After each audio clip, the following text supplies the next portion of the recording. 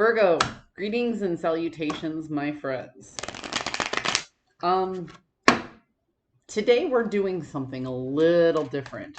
What I'm doing is I'm pulling the cards with the intentions of calling out issues of self-care, specifically how it affects the relationships in your life. Because ultimately, improving self will improve all the relationships in our life, be it romantic or otherwise. So with that said, you just don't fit in to the situation that you find yourself in. It's like you don't have the recipe to create this great and wonderful environment, and you don't agree with the group or the partnership that you're dealing with. You're very non-traditional when it comes to these things, and you don't have a clue how to get people to see your vision, right?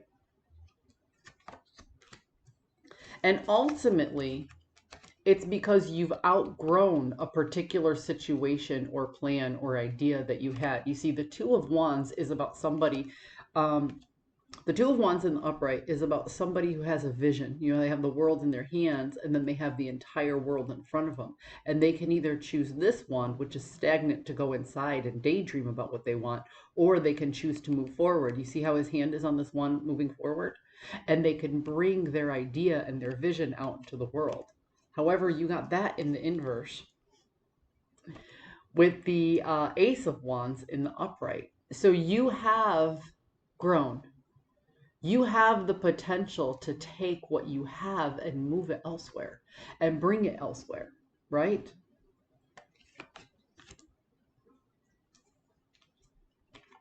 But where do you go, right?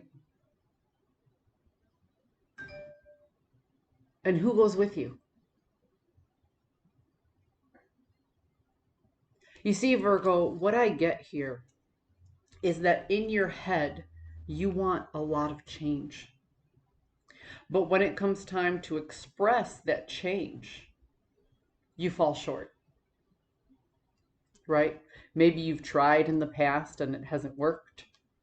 Maybe you just feel like it's falling on deaf ears. But you have all these different choices and paths that you can move. And this right here, this is the card of a very benevolent leader. This is somebody who wants to help others succeed as well. Like a shepherd, like take care of his flock. But which way do you go with it when all of these other ways just don't seem to pan out? Yeah.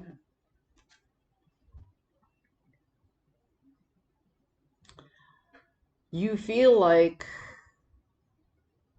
you often find yourself in situations where you put in a lot of work and other people reap the benefits.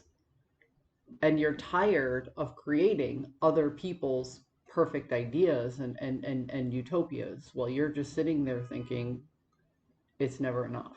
You see, you've grown and you've grown apart from the group. But as somebody who constantly wants to shepherd and protect their flock, you can't mentally give up the idea that you have a responsibility for a particular person or group, right? So the problem is here, your loyalty and your word are very important to you. And those are very, very wonderful aspects for a person to have. That's such a beautiful character. However, you sacrifice your own happiness in the process. You see, you put all of you aside. And how long can you do that, Virgo, before you become resentful of the situation that you're in? Right? You're the martyr for somebody else's happiness. You don't agree with the other person in the group anymore. You have grown apart and you're the one with the leadership skills, the talent, the whatever. But you find yourself not wanting to create that change, giving up on the plans that you have, and just not knowing where to go with it. All the work that you put in was completely wasted on somebody else's utopia. You sacrificed to create the perfect environment for someone or something else, or maybe even a group. And you are not happy in that environment. You see, in all of this, you forgot to put yourself first. You made promises and you remain loyal to those promises. But you didn't know 5 years ago. That's just a random number. But it's not in the cards. I know some people do numerology. I do not. But let's say like 5 years ago, you made these promises. 3 years ago, you made these promises.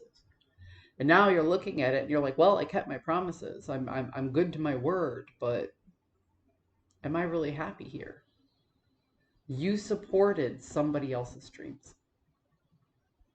And now you're just kind of left while the other person is completely content and completely happy, or the other group maybe is completely content and completely happy with you putting in all of this energy and effort to make them happy.